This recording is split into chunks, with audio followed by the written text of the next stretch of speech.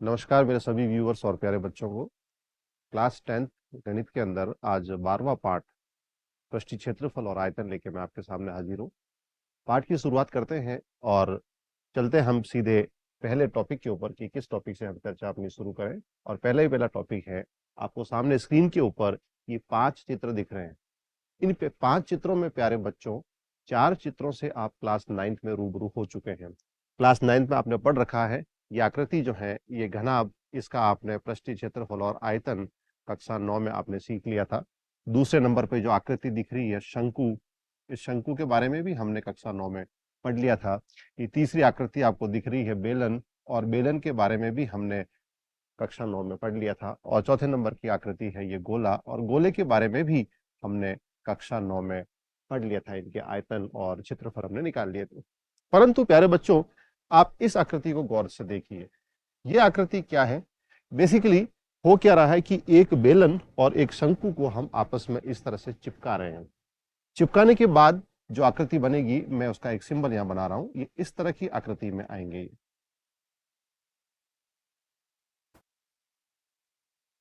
अब ये जो आकृति है, ये आकृति में दो अलग अलग आकृतियां आपस में मिक्स हो रही हैं, तो इसको कहते हैं ठोसों का संयोजन। तो क्लास 10th में आप इस तरह की आकृतियां पढ़ेंगे कि दो ठोसों को आपस में जोड़ना से जो नई आकृति बनती है, वो आकृति इन चारों में से एक भी नहीं है, ये कॉम्बिनेशन के रूप में आती है।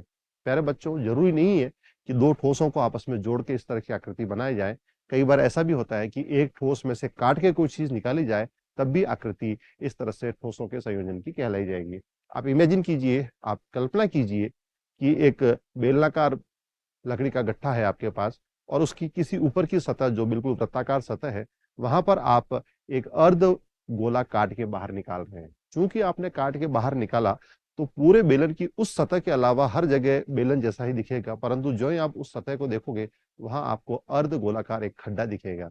तो वो भी ठोसों के संयोजन की कैटेगरी में आएगा। यानी कि ठोसों का संयोजन हम दो ठोसों को आपस में चिपका कर, या किसी एक जो मूल आकृतियां ऊपर आपको 4 दिख रही, उसमें से काट के बाहर निकाल कर भी हम बना सकते हैं। तो इस पूरी प्रश्नावली में हम इन चीजों की चर्चा करेंगे, तो बने रहिए मेरे साथ वीडियो के अंत तक। आइए हम शुरुआत करते हैं, और शुरुआत में हम टॉपिक लेते हैं ठोसों के संयोजन का पृष्ठीय क्षेत्रफल। मैं आपको एक छोटी सी आकृति से रूबरू कराता हूं, और यह आकृति आपने दैनिक जीवन में कई बार देखी होगी। आप देख सकते हैं कि यह आकृति जो है, आपने जैसे आप हाईवेज के ऊपर चलते हैं, सड़क के ऊपर, तो ट्रकों के पीछे इस तरह का एक कैप्सूल के आकार का एक बड़ा सारा बर्तन टाइप रखा होता है, जिसके अंदर तेल या फिर दूध का परिवहन किया जाता है। ये आकृति आपने देखी होगी, ठीक है। अब ये जो आकृति है, इस आकृति को आप गौर से देखिए। ये हमारी मूलभूत जो त्रिविमीय आकृतियां हैं उनसे अलग है। मूलभूत आकृतियां अपने आप में स्वतंत्र होती थी, परंतु ये 3 अलग अलग टुकड़ों में जुड़ा हुआ कैसे है? सबसे पहले यहां पर एक अर्धवृत्त लेते हैं हम। ये अर्धवृत्त, इस कोने का ये वाला हिस्सा, ये पहले नंबर का हिस्सा मैं बना दिया। बीच में क्या होगा? बीच में इस तरह से एक बेलनाकार आकृति आएगी, ये बीच वाला हिस्सा, सेकेंड नंबर का पोर्शन। और ये तीसरा हिस्सा जो कि वापस इस तरह से एक अर्धवृत्ताकार आकृति बनेगी। इन तीनों को आपस में इस तरह से चिपकाया गया, तब जाके ये जो आकृति आपको दिख रही है, ये बनती है। अब अगर मान लो इन आकृतियों का हमें पृष्ठीय क्षेत्रफल निकालना, हालांकि इनका आयतन भी निकालेंगे, परंतु क्लास 10th के आगे के वीडियो में हम इन चीजों को पढ़ेंगे। फिलहाल हम केवल पृष्ठीय क्षेत्रफल की बात करते हैं। प्यारे बच्चों, जब पृष्ठीय क्षेत्रफल की बात आती है, क्षेत्रफल हमेशा विजिबल पोर्शन होता है, यानी जो चीज आपको दिख रही है वो क्षेत्रफल में काउंट होगी। जिस सतह पर आप हाथ से स्पर्श कर सकते हैं, वो पूरी सतह पृष्ठीय क्षेत्रफल में आएगी। उस सतह के बारे में आप बिल्कुल चर्चा नहीं करेंगे जो आपको मूल रूप में तो दिख रही थी, परंतु आपस में ठोसों के संयोजन के बाद नहीं दिख रही थी, उनको आप भूल जाएंगे। यानी कि मैं बात करना चाहूंगा, जैसे कि आपको ये पूरा अर्धगोला दिख रहा है, ये वाला, इस अर्धगोले की सतह में ये वक्रीय फाट और ये एक वृत्ताकार हिस्सा, दोनों आप टच कर सकते थे। ठीक उसी तरह से इस अर्धगोले में भी ये वक्र और ये वृत्ताकार सतह भी आप टच कर सकते थे। परंतु जब आपने इनको दोनों को इस तरह से बेलन से चिपकाया, तो ये वक्री पार्ट तो अभी भी आप टच कर सकते हैं, ये देखो इस हिस्से को आप टच कर सकते हैं, परंतु ये जो दोनों सतहें, वृत्ताकार सतहें आपस में चिपक गई थी, उनको आप अब इसके अंदर टच नहीं कर सकते। तो जब ठोसों के संयोजन की बात करेंगे तो इस अर्ध गोले का केवल ये वक्रीय हिस्सा हम लेंगे, वक्र पृष्ठ ही लेंगे, हम इसके संपूर्ण पृष्ठ की बात नहीं करेंगे। ठीक है। ठीक इसी तरह से आप देखिए बेलन था, बेलन जब अपनी मूल स्थिति में था तो बेलन के हमने वक्र भाग को भी टच किया, हमने इसके वृत्तीय हिस्से दोनों यानी राइट साइड और लेफ्ट साइड इनको भी टच किया, नीचे वाले वक्रीय भाग को भी टच किया। परंतु जब ये चिपका तो चिपकने के बाद क्या हुआ कि ये जो दोनों वृत्ताकार हिस्से थे, ये दोनों वृत्ताकार हिस्से अर्धगोले के वृत्तों से आपस में चिपक गए, तो इनको आप अब स्पर्श नहीं कर सकते, आप स्पर्श केवल इसके वक्रीय पृष्ठ को कर सकते हैं। यानी बेलन का भी हम क्या लेंगे, वक्र पृष्ठ लेंगे केवल, इसका भी संपूर्ण पृष्ठ नहीं लेंगे, जबकि यहाँ पर संपूर्ण पृष्ठ आपको दिख रहा था। ठीक उसी तरह से ये तीसरे नंबर का जो अर्धगोला है प्यारे बच्चों, इस अर्धगोले के अंदर हम वक्रीय भाग और साथ ही साथ इसके वृत्ताकार हिस्से को भी टच करते थे, परंतु ज्यों ही हमने इनका संयोजन किया, चिपकाया, तो ये वृत्तीय हिस्सा इस वृत्त से चिपक गया और अब इसको हम यहाँ पर इस जगह पे टच नहीं कर सकते, हम केवल इसके वक्रीय भाग को भी टच कर सकते हैं, तो इसका भी हम लेंगे वक्र पृष्ठ।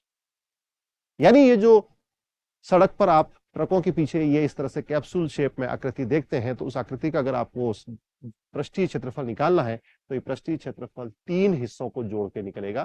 पहला होगा बेलन का पृष्ठीय क्षेत्रफल,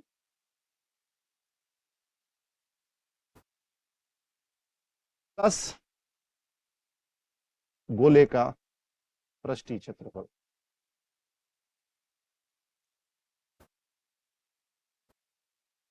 ठीक है, बेलन का कौन सा वाला पृष्ठीय क्षेत्रफल, केवल वक्र पृष्ठीय क्षेत्रफल, और गोले जो दोनों तरफ से अर्धगोले आपस में चिपकाए आपने, तो गोले का हम संपूर्ण पृष्ठीय क्षेत्रफल ले सकते हैं, क्योंकि दोनों को चिपकाने के बाद तो एक गोला ही बनेगा। यानी ये आकृति कैसे, इस तरह से एक बेलन और एक साथ में बॉल, इस आकृति का ये बना है, इस तरह से बना है। ठीक है, तो ये होगा प्यारे बच्चों ठोसों के संयोजन का बात।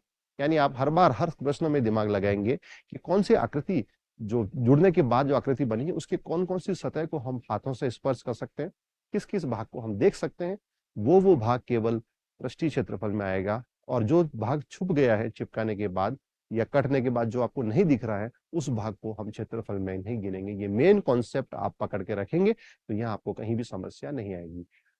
हम दैनिक जीवन में ऐसा ही एक उदाहरण और लेता हूं, जैसे कि हम बच्चे जो खेलते हैं, बच्चों के खेलने के लिए आपको पता हो तो एक इस तरह की आकृति का एक खिलौना होता है, अर्धगोला, अर्धगोले के ऊपर इस तरह से एक शंकु की आकृति होती है। ठीक है, इसको आप किधर भी लुढ़काओ बिल्कुल ये स्टैंडिंग पोजीशन में रहता है। तो ये भी क्या है, ठोसों का संयोजन है, नीचे अर्धगोला दिख रहा है, ऊपर आपको शंकु दिख रहा है, तो अर्धगोला और शंकु यहाँ पर कॉम्बिनेशन में आ गया। तो दोनों के केवल वक्र पृष्ठीय हिस्सों को हम जोड़ेंगे तब जाके इस पूरे खिलौने का पृष्ठीय क्षेत्रफल आएगा, क्योंकि संपूर्ण पृष्ठीय क्षेत्रफल हम लेंगे नहीं कि ऊपर वाला जो आपको शंकु दिख रहा है, शंकु का बॉटम, और नीचे जो अर्धगोला दिख रहा है उसका टॉप, जो दोनों एक ही त्रिज्या के वृत्त थे वो दोनों आपस में चिपक गए, तो चिपकने के बाद वो दोनों आपको नहीं दिख रहे हैं। आइए समस्याओं को हम प्रश्न के रूप में हल करते हैं और अच्छे से इनको समझाने की कोशिश करते हैं। आपकी प्रश्नावली 12.1 का जो तीसरा प्रश्न है वहां से हम शुरू करते हैं। तीसरा प्रश्न गौर से समझिएगा। एक खिलौना जिसकी त्रिज्या 3.5 सेंटीमीटर है, एक शंकु के आकार का है, जो उसी त्रिज्या वाले एक अर्धगोले पर रखा गया है। यानी पिछली स्लाइड में हमने जिस खिलौने की बात की उसी का प्रश्न आपके सामने आ गया। इस खिलौने की संपूर्ण ऊंचाई 15.5 सेंटीमीटर है, तो इस खिलौने का संपूर्ण पृष्ठीय क्षेत्रफल ज्ञात कीजिए। चलिए पहले हम चित्र बना के इस चीज को समझते हैं। यानी कि आपको ये समझ में आ रहा है कि एक शंकु है और ये शंकु जो है इस तरह से एक अर्धगोले के ऊपर रखा हुआ है, तो इसके नीचे मैं ये वाला बना रहा हूं अर्धगोला।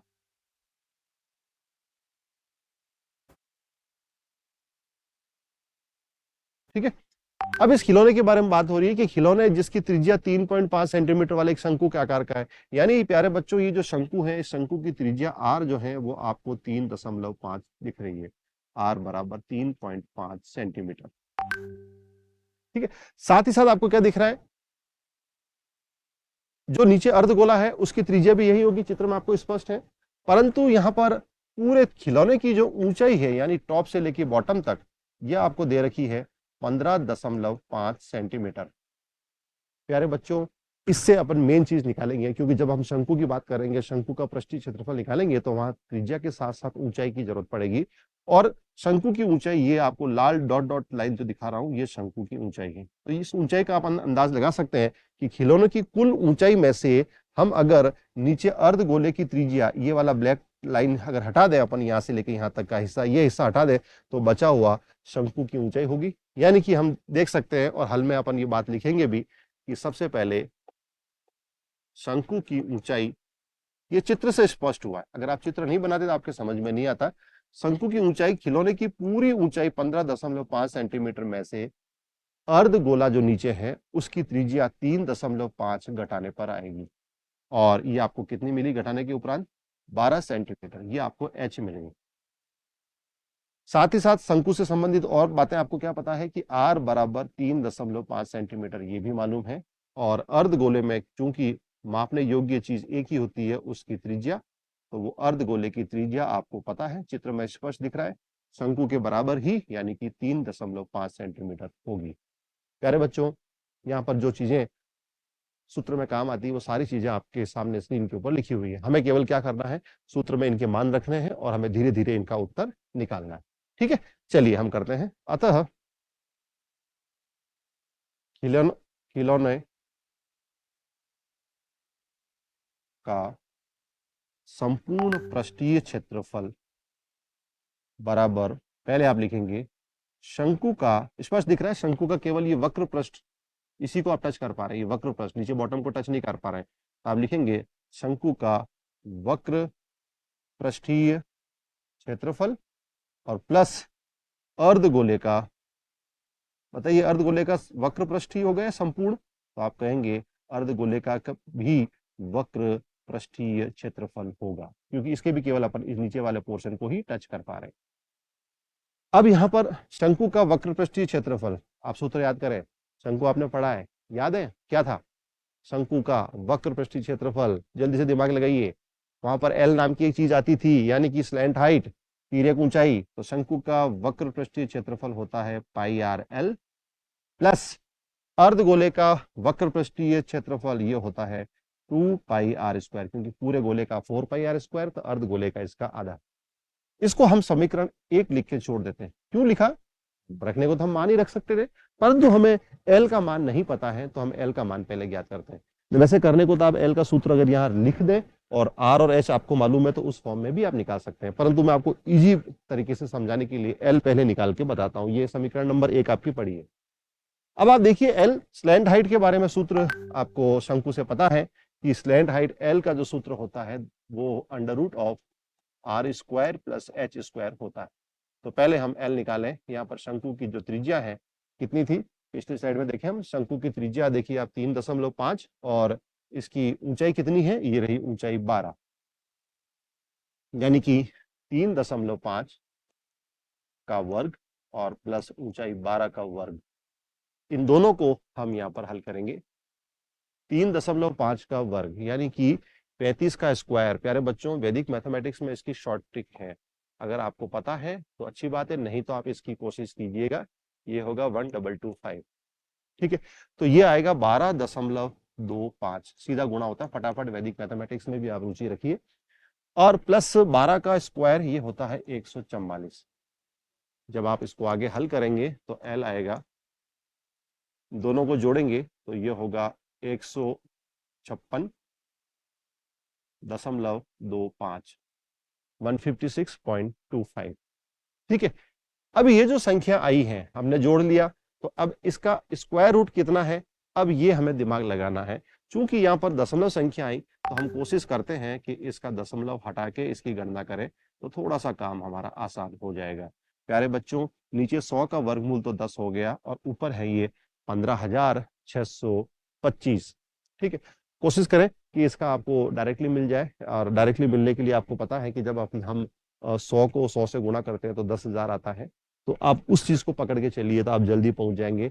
120 को अपन 120 से गुणा करते हैं तो 14,400 आएगा, और ये लगभग 15,000 समथिंग है, तो यानी कि लगभग ये 125 का 125 का गुणा करने पर आ जाएगा। इस तरह से आप अंदाज लगा के करिए, कम से कम गणना में आपका काम पूरा होगा। चलिए गुणा करते हैं हम, कितना हुआ 25, हासिल का 2, 10 और 2 12, हासिल का 1, 25 और ये 625। ठीक इसी तरह से वापस आप गुणा करेंगे 0, 5 और 2, और लास्ट में आप इस तरह से गुणा करेंगे 5, 2 और 1। प्यारे बच्चों, आप इनको जोड़ेंगे तो कितना आया? 2, ये जोड़े आपने, कितना हुआ? 16, हासिल का 1, ये 5 और 1। देखिए आप 15,625 एक ही अटेम्प्ट में हमें मिल गया। तो आप इस तरह से गणना जब भी करें तो आप स्किल रखें, दिमाग में रखें ये चीजें कैसी। अब कई बच्चे तो इसको देख के घबरा जाते हैं कि इसका वर्गमूल मैं कैसे निकालूंगा। तो हमने बड़ा सौम्य तरीके से, सरल तरीके से सोचा, संख्या ही तो है, डरना क्या। 15,625 है तो हमने दिमाग लगाया, सबसे पहले संख्या 100 को पकड़ा, 100 को 100 से गुणा करने पर 10,000 आता है। तो 100 से काम नहीं चला तो मैंने सीधा 120 पकड़ा। 120 यानी 12 का वर्ग 144 होता है, तो 14,400 आ गया। तो 120 के जस्ट आगे कोई एंडिंग विथ 5 वाला नंबर ले लो आप, 125 से आपका काम बन गया। तो आप देख रहे हैं कि इसका जो अंश है वो 125 आया। तो एल का मान कितना हुआ? 12.5 सेंटीमीटर। प्यारे बच्चों, अब हम पिछली जो समीकरण नंबर 1 है उसको पूरा करने की पोजीशन में आ गए। Pi r l plus 2 pi r square, यहाँ पर सबके मान हम रखेंगे। चलिए रखें। अतः समीकरण 1 से अब लिखेंगे, अतः समीकरण 1 से खिलौने का क्षेत्रफल, खिलौने का संपूर्ण पृष्ठीय क्षेत्रफल। प्यारे बच्चों, पहली स्टेप थी पाई आर एल, मैं रखूं पाई 22/7। एक काम करें, हम गणना कम करने के लिए हम क्यों नहीं पाई को कॉमन ले लें। आप देखिए गौर से, यहाँ पर भी पाई आ रहा है, यहाँ पर भी पाई आ रहा है, यहाँ पर भी आर आ रहा है, यहाँ पर भी आ रहा है, आर आ रहा है, तो क्यों नहीं हम इसको कॉमन ही ले लें। तो पाई और आर को मैं कॉमन ही ले लेता हूं ताकि गणना अपनी कम से कम हो। तो पाई यानी 22/7, आर यानी 3.5, पाई और आर को कॉमन ले लिया।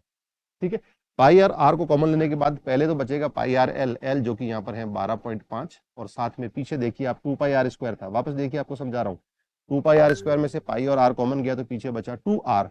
2 आर यानी आर का डबल, आर त्रिज्या कितनी है? 3.5, 3.5 का डबल 7। आप अगली स्टेप में लिखेंगे, यहाँ से पॉइंट हटाइए, बटा में 10, 5 बार, 5 का पहाड़ा 2 बार, और 2 से ये 22, 11 बार। तो आप देख रहे हैं ब्रैकेट के बाहर 11 और ब्रैकेट के अंदर इनका दोनों का जो योग है वो 19.5 हो गया। ठीक है, अब क्या करना है? 19.5 को 11 से गुणा करना है। तो चलिए अपन 19.5 को 11 से गुणा कर ही लेते हैं। तो आप गुणा करेंगे तो पॉइंट तो अपन पहले रिमूव कर लेते हैं, अपॉन में 10 दे देते हैं।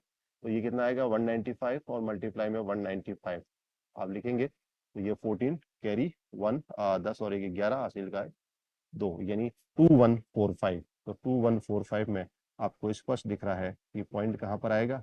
4 के बाद। प्यारे बच्चों, यही आपका उत्तर हो गया, यानी 214.5 सेंटीमीटर स्क्वायर उस खिलौने का संपूर्ण पृष्ठीय क्षेत्रफल होगा। ठीक है, क्लियर? थोड़ी गणना जरूर है क्योंकि पाठ का नाम ही पृष्ठीय क्षेत्रफल और आयतन है, तो गणनात्मक चीजें तो आएंगी, पर आप घबराएं नहीं। क्षेत्रफल की वजह से यहाँ पर सेंटीमीटर स्क्वायर लगाया। आप पीछे यूनिट देखें, सारी यूनिट को जरूर चेक करते रहे। हमें यहाँ स्पष्ट दिख रहा है पूरा प्रश्न हमारा सेंटीमीटर में था, तो पीछे जो उत्तर आएगा उस उत्तर में इकाई भी सेंटीमीटर स्क्वायर आप लिखना न भूलें, कि छोटी सी चीज है, परंतु अगर आप नहीं लिखेंगे तो आपके एग्जामिनर आपके नंबर काट सकते हैं। चलते हम इसी प्रश्नावली का एक और प्रश्न लेते हैं, प्रश्न संख्या 8। गौर से देखिए, ये वो प्रश्न है जो मैं इस वीडियो की शुरुआत में बात कर रहा था कि ठोसों का संयोजन कोई जरूरी नहीं है कि दो ठोसों को आपस में चिपकाया जाए। कई बार एक ठोस में से काट के दूसरा ठोस हटाया जाए, तब भी ये ठोसों के संयोजन की कैटेगरी में आएगा। ये प्रश्न भी वैसा ही है, आइए हम गौर करते हैं।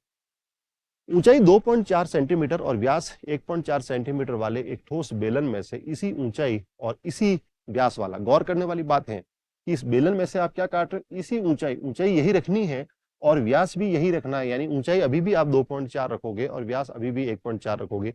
एक शंक्वाकार खोल, कैविटी को काट के बाहर निकाला आपने, और शेष बचे हुए ठोस का निकटतम वर्ग सेंटीमीटर तक पृष्ठीय क्षेत्रफल ज्ञात कीजिए।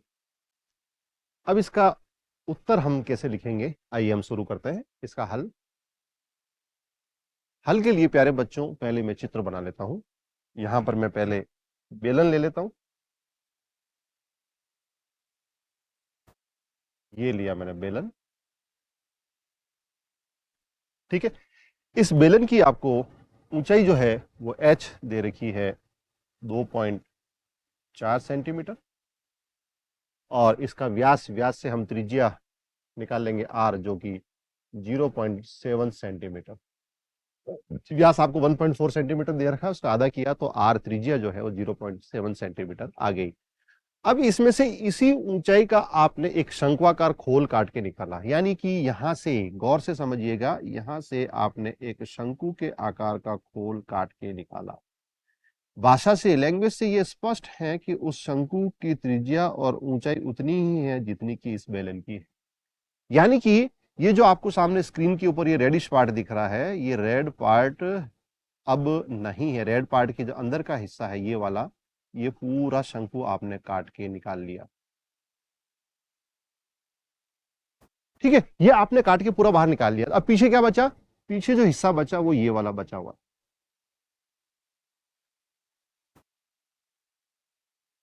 ठीक है, ये जहां जहां मैंने ब्लैक लाइंस ड्रॉ की है, केवल ये हिस्सा आपको अब दिख रहा है। तो हमें इस पीछे बचे हुए ठोस का निकटतम वर्ग सेंटीमीटर में पृष्ठीय क्षेत्रफल ज्ञात करना है। प्यारे बच्चों, कई बच्चे तो सीधा कॉन्सेप्ट लगाते हैं कि सर एक ठोस में से काट के दूसरा बाहर निकाला है, तो पहले वाले में से काट के निकालने वाला हम घटा लेते हैं तो बचा हुआ हमारा उत्तर हो जाएगा। नहीं बच्चों, ऐसा कभी मत करना। क्षेत्रफल में तो विशेष तौर से मत करना। आप अगर ऐसा करना चाहते हो तो जब हम इस ठोसों के संयोजन का आयतन पढ़ेंगे तब आप करिए, आपका उत्तर बिल्कुल सही आएगा। परंतु क्षेत्रफल में ऐसा आप नहीं करेंगे। क्यों नहीं करेंगे सर? उत्तर मैं देता हूं। वीडियो की शुरुआत में आपको क्या समझाया था कि ठोसों के संयोजन में जो विजिबल पोर्शन है, जो दिखने वाला हिस्सा है, जिसको आप स्पर्श कर सकते हो, टच कर सकते हो, वो सारा आपके क्षेत्रफल में जुड़ेगा। तो आप सिर्फ विजिबल पोर्शन को गौर कीजिए कि काट के जब शंकु बाहर निकाला तो पीछे बचे हुए को हम कहां कहां टच कर पा रहे हैं, उसकी सरफेस कैसी है, वो किस आकृति का, उसके हिसाब से हम सूत्र डिसाइड करेंगे और सूत्र में हम आगे उत्तर निकालने की कोशिश करेंगे। ठीक है, तो चलिए हम उत्तर लिखें। शेष ठोस का पृष्ठीय क्षेत्रफल बराबर, अब यहां पर गौर से समझना आप, जब हमने ये शंकु काट के बाहर निकाला, पीछे बचे हुए हिस्से में जो बेलनाकार सरफेस थी, बेलन के सरफेस से तो ऊपर का ये वृत्ताकार हिस्सा हट गया, तो बेलन में से तो वृत्त हट गया। तो हम बेलन का जो संपूर्ण पृष्ठीय क्षेत्रफल था, बेलन का संपूर्ण पृष्ठीय क्षेत्रफल क्या होता है? 2πRH, ये तो वक्र पृष्ठीय क्षेत्रफल, यानी ये बेलन का ये गोलाई वाला हिस्सा है। कौन सा वाला? ये गोलाई वाला हिस्सा। इस हिस्से को आप अभी भी टच कर सकते हो, जहां जहां मेरी पेन चल रही है यहां यहां आप अभी भी टच कर सकते हो। तो ये बेलन का वक्र पृष्ठीय क्षेत्रफल कहलाता है, यानी कि 2πRH तो आएगा। साथ में आपको इस बेलन के नीचे का बॉटम का जो वृत्त है नीचे वाला, इसको भी आप टच कर सकते हो, तो ये वृत्त भी जुड़ेगा, प्लस πr²। चूंकि ऊपर वाला वृत्त अब रेड डॉट से आ गया तो ये हट गया, तो इसको आप टच नहीं कर सकते, वहां पर एयर है। परंतु इस रेड डॉट वाले वृत्ताकार जो सतह है, जहां पे खड्डा हो गया, वहां से आप अंदर हाथ डालेंगे तो अंदर, प्यारे बच्चों, आप उस शंकु के वक्र पृष्ठीय क्षेत्रफल के बराबर हिस्से के ऊपर आराम से अपनी फिंगर्स को आप टच करके घुमा सकते हैं। ठीक है, तो ये हिस्सा भी जुड़ेगा, तो प्लस में जुड़ा शंकु का वक्र पृष्ठीय क्षेत्रफल πRL। शंकु का संपूर्ण पृष्ठीय क्षेत्रफल क्यों नहीं जुड़ा? क्योंकि इसके टॉप वाला वृत्त जो है वो न तो शंकु के ऊपर लागू होगा और टॉप वाला वृत्त न बेलन के ऊपर लागू होगा, क्योंकि दोनों जगह से वो हट चुका है। ठीक है, समझ में आया? तो हमें क्या हुआ, हमने इस विजिबल पोर्शन, जो पोर्शन पीछे अवेलेबल है, उस पोर्शन को टच कर करके फील किया और जितने पोर्शन यहां पर थे सबका सूत्र लिख लिख के हमने ऐड किया। प्यारे बच्चों, आपका उत्तर अब इस सूत्र में सारी मान रखने पर ही आएगा। चलिए हम कॉमन लेते हैं। इस सूत्र में भी आप देखिए, पिछली बार की तरह हम कॉमन लेना चाहें तो यहां पर एक तो कॉमन आएगा पाई और एक आएगा आर। अब पीछे क्या बचा? देखिए 2h बचेगा, प्लस केवल r बचेगा और प्लस केवल l बचेगा।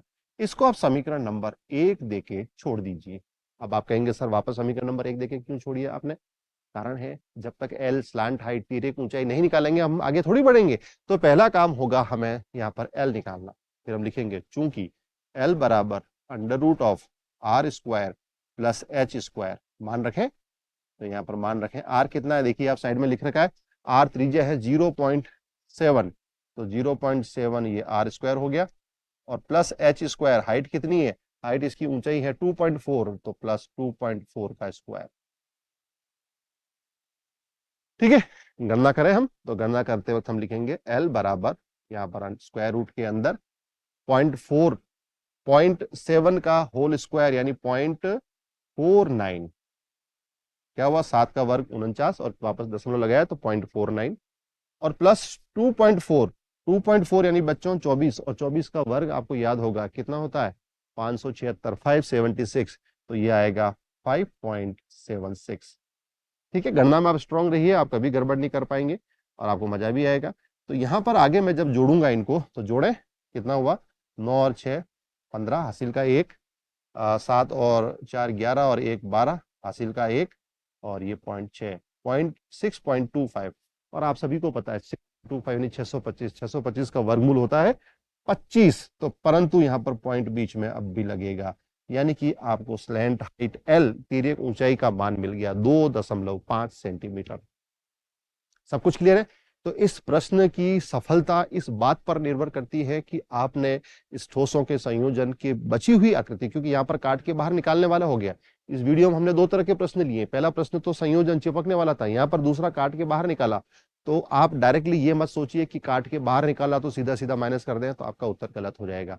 आप ये देखिए विजिबल पोर्शन क्या पर है, पोर्शन कौन सा बचा हुआ है, तो विजिबल पोर्शन को अगर आप लेंगे तो आपसे कभी भी मिस्टेक नहीं होगी। चले अब हम मान एल का जो है समीकरण 1 में रखें, तो समीकरण 1 में हम एल की जगह 2.5 रख देंगे, आर त्रिज्या जो है वो 0.7 है ही है, और एच जो है वो 2.4 है। तो सभी मान हम रखते हैं,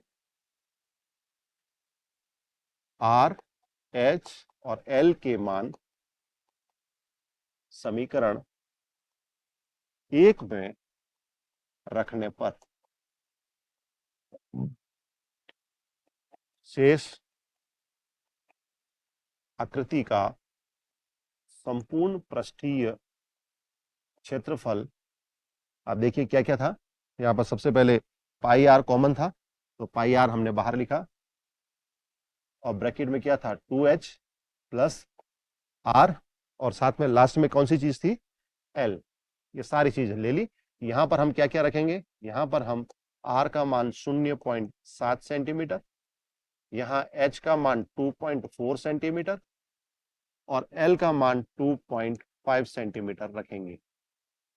ठीक है, pi r 2h r plus l, तो देखिए pi r 2h r plus l, और सभी मान आर और एच और एल के मान 0.7, 2.4 और 2.5 है। तो सभी मान रखे हम। रखने के बाद प्यारे बच्चों स्टेप होगी, सबसे पहले मैं लिख रहा हूं पाई यानी 22/7, यहां से लिख रहा हूं, देखिए यहां से चल रहे हैं अपन, और गुणा में आर त्रिज्या कितनी है 0.7, ब्रैकेट के अंदर 2h यानी h का डबल, h है आपका 2.4, तो 2.4 का डबल 4.8, प्लस आर त्रिज्या कितनी है 0.7, तो 0.7, और प्लस एल का मान है 2.5। ठीक है, क्या करेंगे आप गणना के लिए आगे बढ़ेंगे, तो आगे बढ़ने पर आपने 7 से 7 कैंसिल किया, तो ये ब्रैकेट के बाहर हो गया 22/10। ब्रैकेट के अंदर की सभी चीजों को आप जोड़ेंगे, तो जोड़ते वक्त देखिए क्या मान आ रहा है, ये तो हो गया 4.8, और प्लस में ये 0.7 जब 2.5 में जुड़ेगा तो ये हो जाएगा 3.2, और 3.2 यानी अभी समझिए 25 और 7 32, इसलिए 3.2 आ गया। अब आगे इनका और कैलकुलेशन कर लेते हैं अपन, गुणा में ये कितना हुआ 7 और 1 8। ठीक है, गणना स्पष्ट है आपको। अब इसके बाद सीधा सीधा हम लिखेंगे 176 गुणा के बाद और बटा में 10, तो प्यारे बच्चों यहाँ पर 17.6 सेंटीमीटर स्क्वायर इस बचे हुए खिलौने का, बची हुई आकृति का क्षेत्रफल आएगा। ठीक है, उम्मीद करता हूं कि आपने वीडियो को पूरा ढंग से देखा होगा। सारी चीजें टेक्निकल हैं, थोड़ा सा आप प्रयास करेंगे तो आपको जरूर समझ में आएगी। उत्तर लिखते वक्त पीछे इसकी यूनिट यानी इकाई लिखना ना भूलें, क्योंकि आपको सवाल में भी कहा था निकटतम सेंटीमीटर स्क्वायर में लिखिए। अब निकटतम सेंटीमीटर स्क्वायर का आप चाहें तो इसको राउंड ऑफ करके आप 18 लिख सकते हैं, 18 सेंटीमीटर स्क्वायर इसका उत्तर बन जाएगा। वीडियो पूरा ढंग से देखने के लिए आपका धन्यवाद। Thank you so much.